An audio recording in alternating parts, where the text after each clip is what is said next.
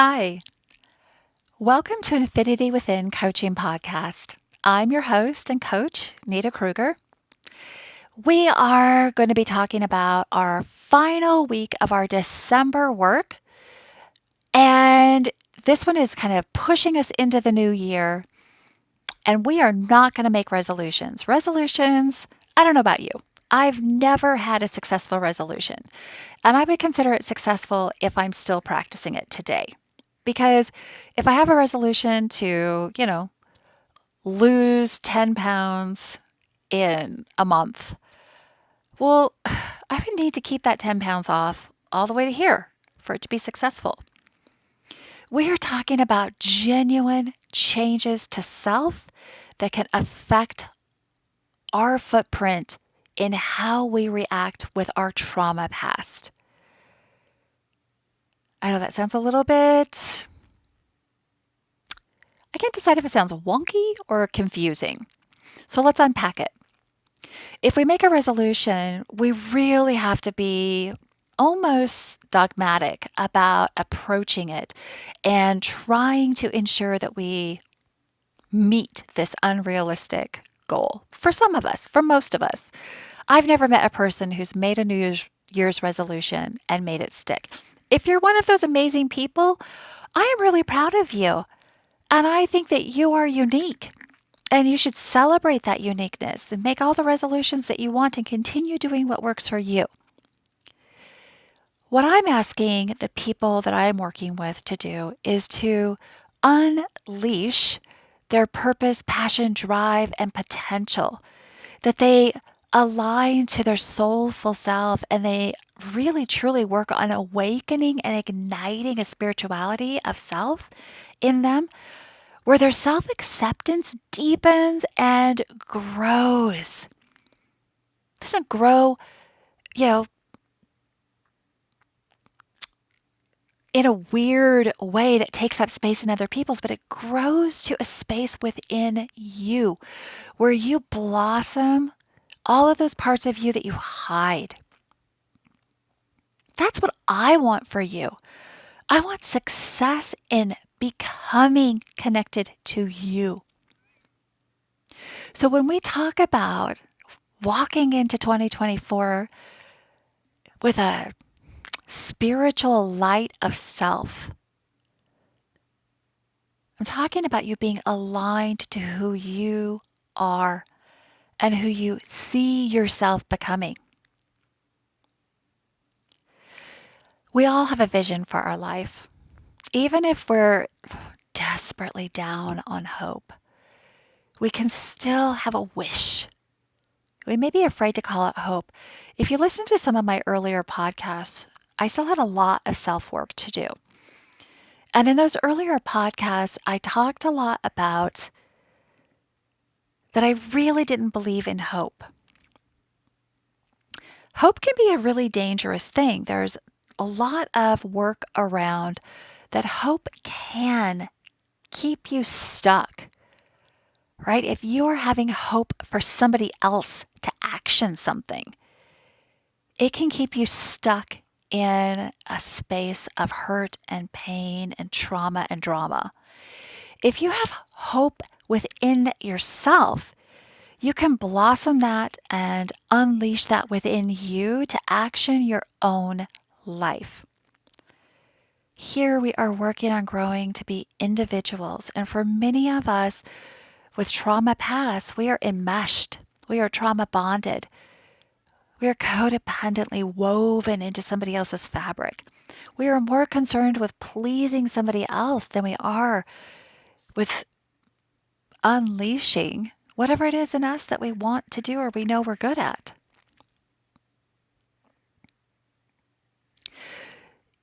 So going back to if you had a wish, a hope, a dream, a vision for your life, what does that look like? And is it safe? Is it healthy? Is it legal? Is it authentic to you?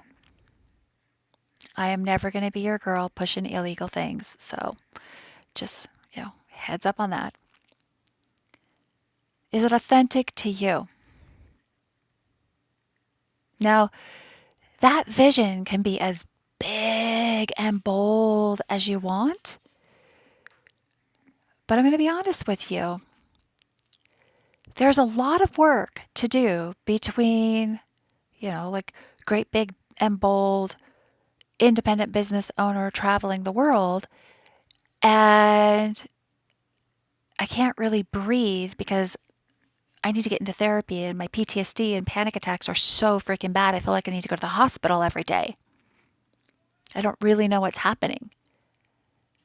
There's a lot of distance and self-work that has to be done between those.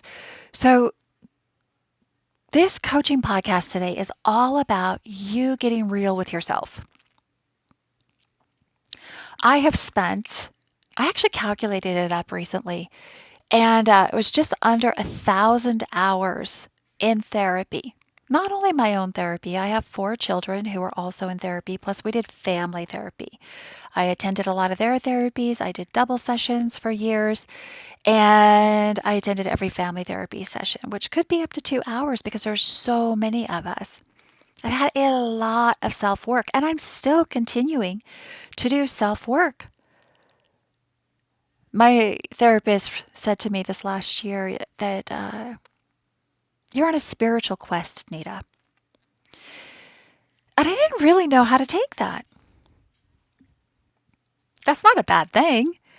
I just had never thought about it that way. I want to understand my place in all of the generational trauma and my place as a mother, as a woman, as the little girl that I was, and the woman that I'm going to be tomorrow and the next day and at the end of the year when I'm having this very conversation next year. How will we enter 2025? What are we celebrating in 2024? So I want you to think, dream, envision as big as you can. For me, in 2019, as big as I could was really small compared to today. And that's okay because it was perfect for me at that time. So we're going to pause for a moment, and I'm going to give you guys maybe 15 seconds, and I'm going to ask that you work on that vision. If it's already popped to mind, awesome. If it hasn't, just give yourself a little quiet space, a little moment of thinking, and I'm going to ask you when we come back in just a moment what that vision might be.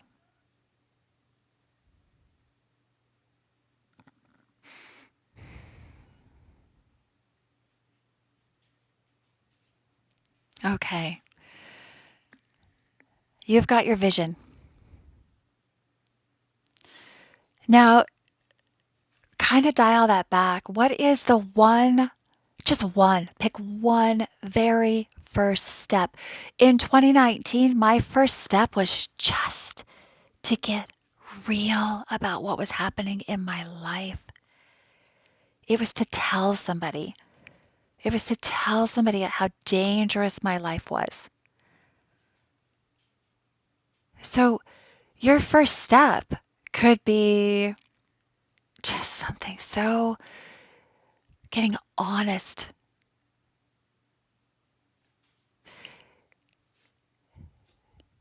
In 2020, my first step would have been like, I am so empty on self-love. I have no self-love. I couldn't even see my soul. That would have been my first step. I was so out of proportion. I felt like I was a non-human. I had become so gaslit into believing my value was nothing. Psychological trauma can rob you of your sanity, of your innate humanness, of your ability to connect through your emotional self to your intuitive self, to get out of your mind and into your body, spirit, and soul. So, no matter what your vision was, the one thing that's popping to mind, that is your action, your purpose, and you got to pour all your passion into that one thing. And maybe it's literally that you're like, I don't know what my next step is. Then I would encourage you to keep showing up here every single week and doing the work. Doing the work. What is the work? The work is whatever your soul tells you to do. If you are deeply disconnected, deeply struggling to find joy and happiness within you, or authenticity within you. Authenticity is a beautiful thing, but boy, I'll tell you what, you've got to shore up a lot of energy leaks to be authentic. What are energy leaks? Doors that you need to shut. People who don't respect you, people who don't value you, why are you giving any of those people your time? That is not aligned to your authentic self. It's hard to shut those doors. It is hard to shut those doors.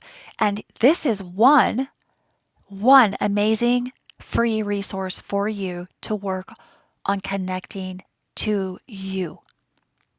There are thousands and thousands of resources available to you. All I ask is that you get that one thing and you realize that the purpose needs the passion and then it needs the drive. You've got to decide what that first step is going to be. I remember when I got to the point of admitting what was happening in my life to somebody outside of my circle.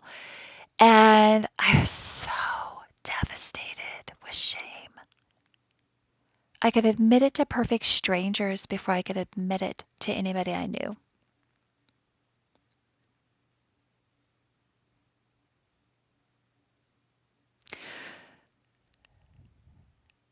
Going into 2024, I want you to be really successful in just one tiny thing, because that one tiny thing you'll get really good at, and you'll choose the next tiny thing.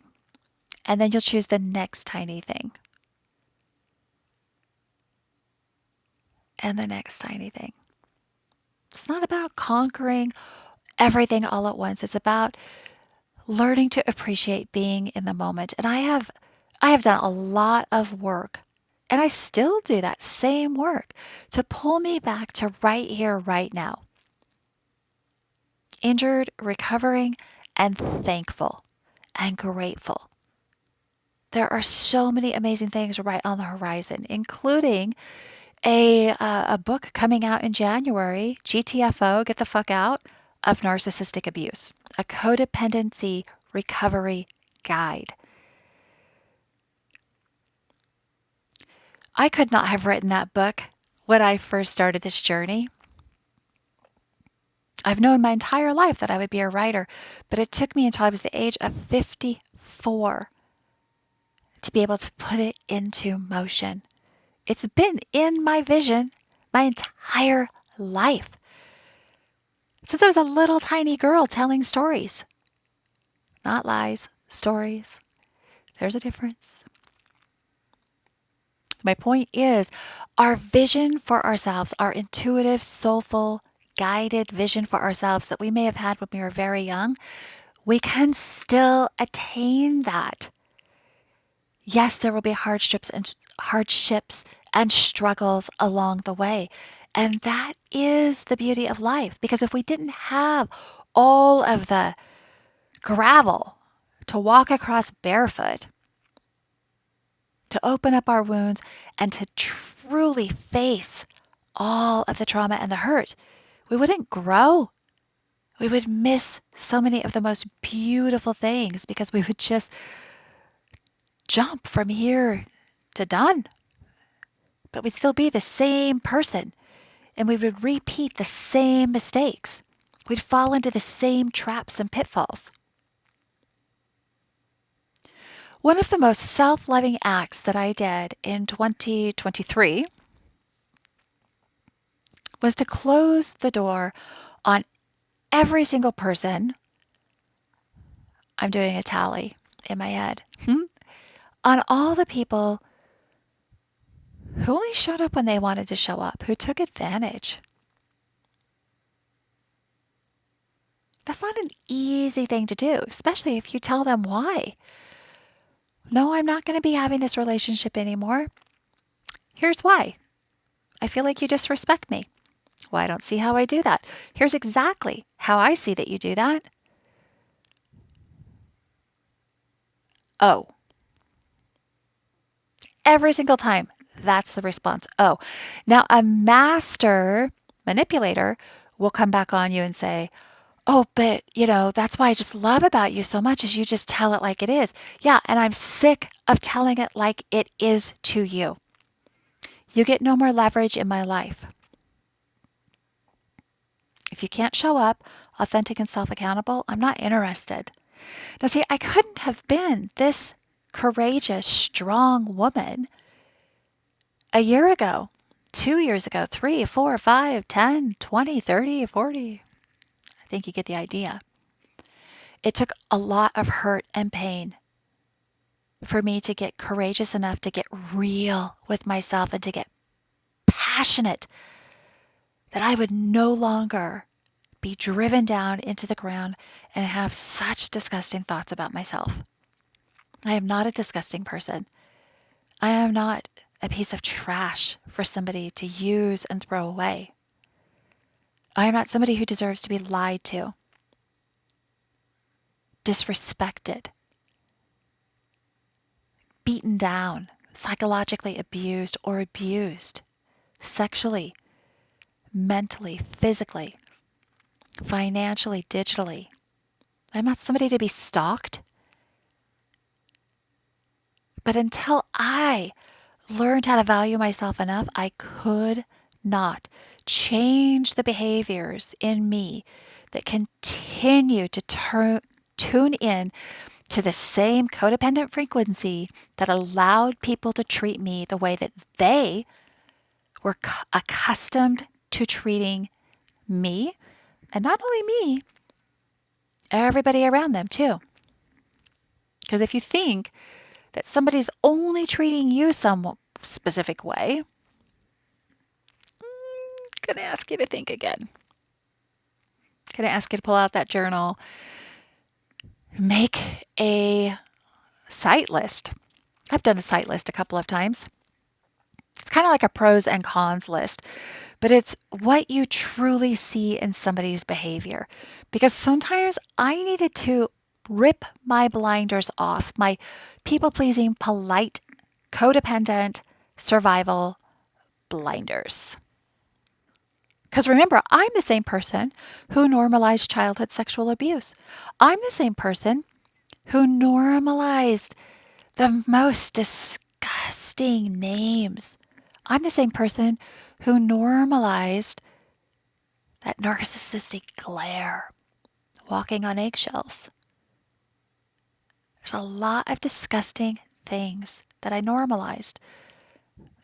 That didn't happen in one event. That happened over a course of years of being trained to be submissive to dominant personalities. Now, here is an interesting thing.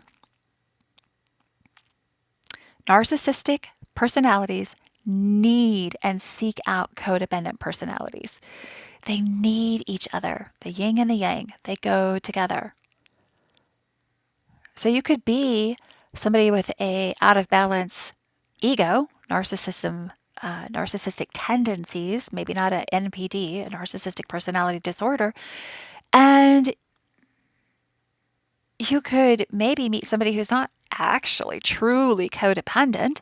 They don't meet the criteria, but they have out of whack or low self worth. They have just kind of an out of balance, and they're not walking in their authentic, genuine, spiritual, soulful self.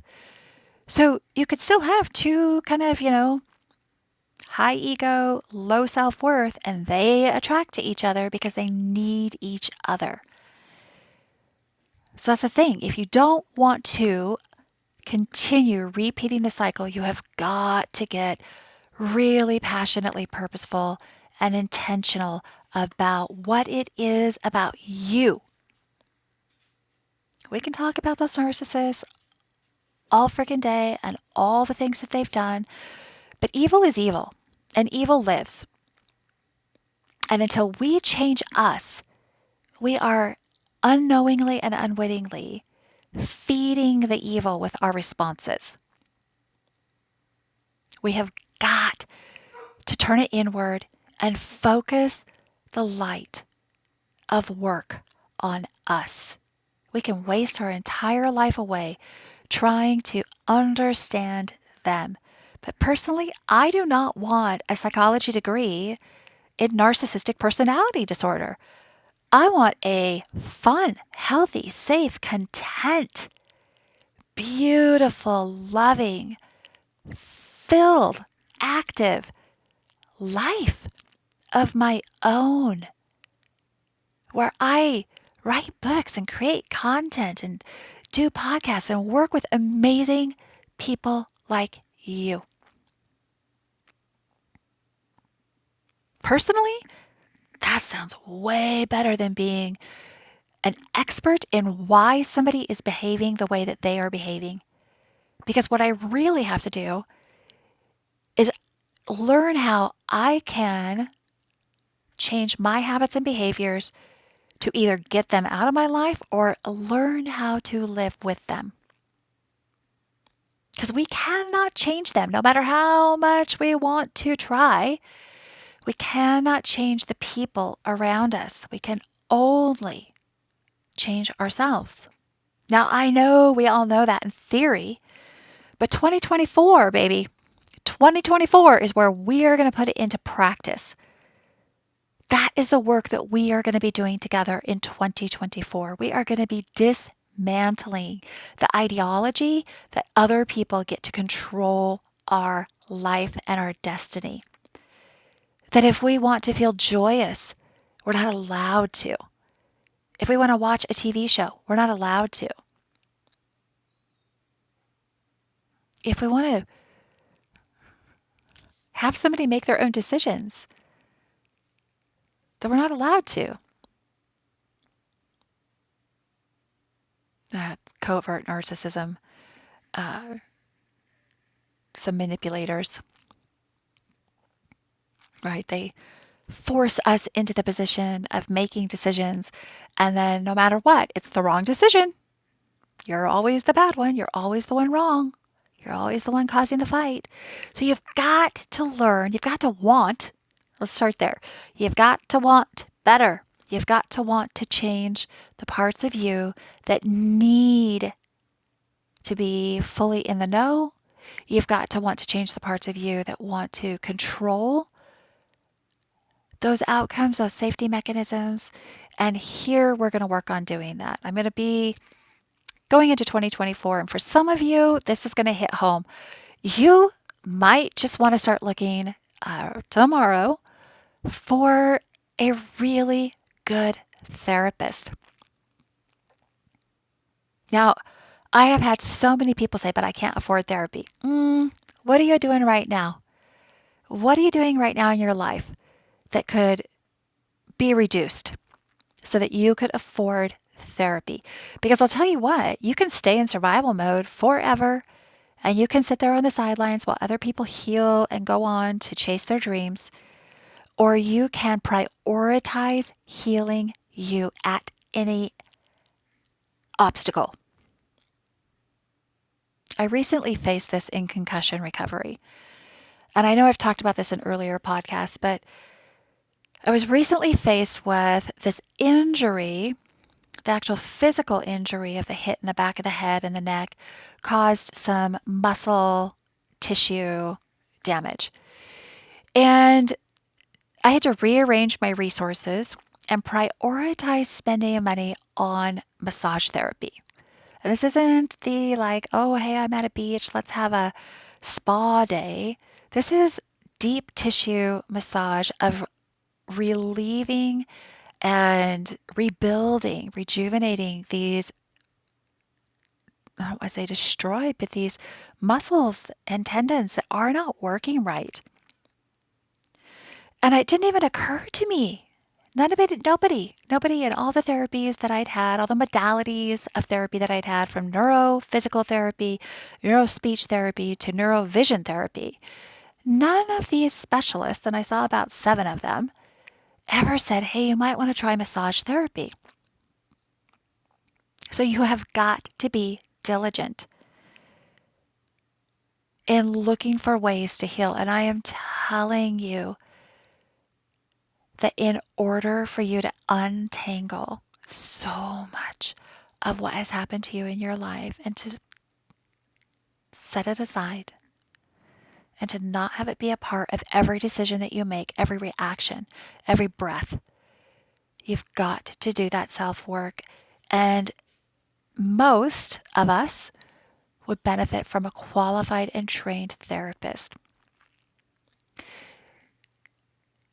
In the GTFO book coming out mid-January, it will have a special chapter on how to choose a therapist and how to ensure that they are a safe therapist or coach.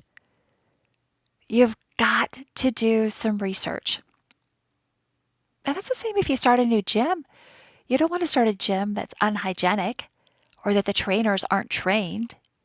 You want to be whatever you decide to do, whatever your next step is, you want to be sure that these people have your best interests at heart and that they have done the work needed to do in order to help you. I love the reality. This took me a while to get to and to understand. We cannot help people. Like, I'm speaking for myself as a coach. We cannot help people through things that we have not healed. We just can't. And I've talked to my own therapist about this, and I believe the same is true there. You can absolutely resoundingly know if a therapist has traveled a road or if they're faking it. And I have dealt with a few therapists through children and myself who did not have the skill sets that they thought that they did. And your intuition will tell you. So this year here at Infinity Within, we are going to be working on you beginning to tune in and trust and hand the reins over to your intuition, taking it out of the hands of the abusers, out of the hands of the emotionally inept manipulators, the people who abandon you, and putting it into yourself. Why? Because that's why you were born. You were born to be the vibrant ruler of your own destiny. Your light is needed in the world. And that I know for a fact because you were born. Your life is a gift. And 2024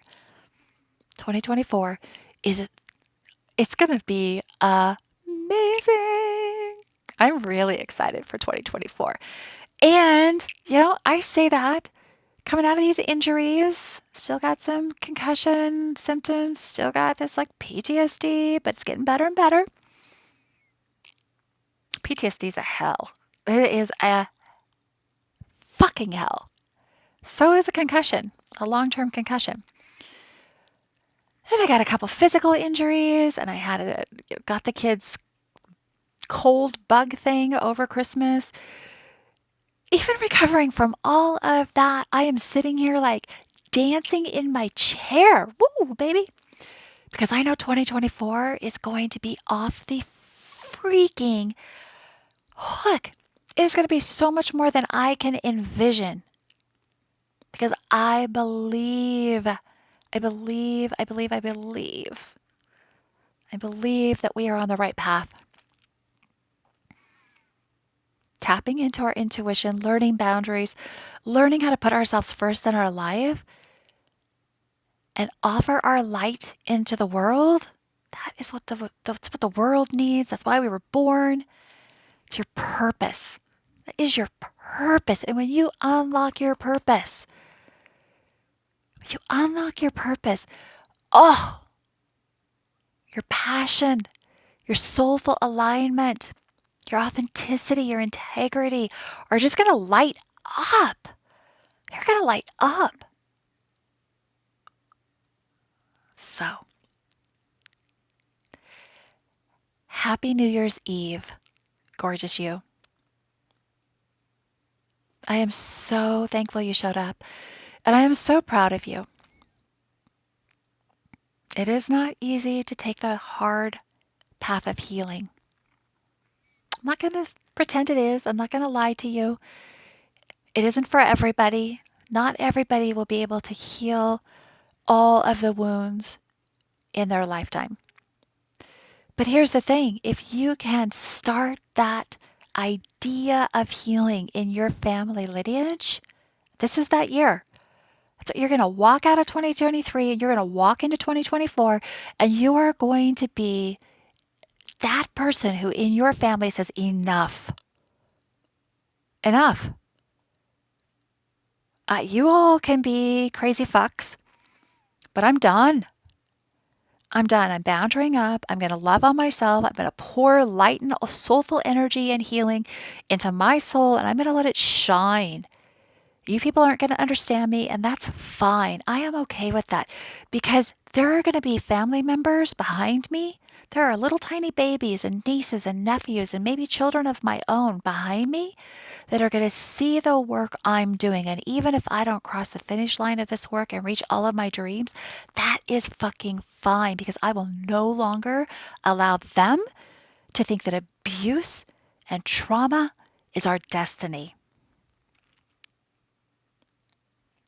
That's why you show up. Because you are a game changer.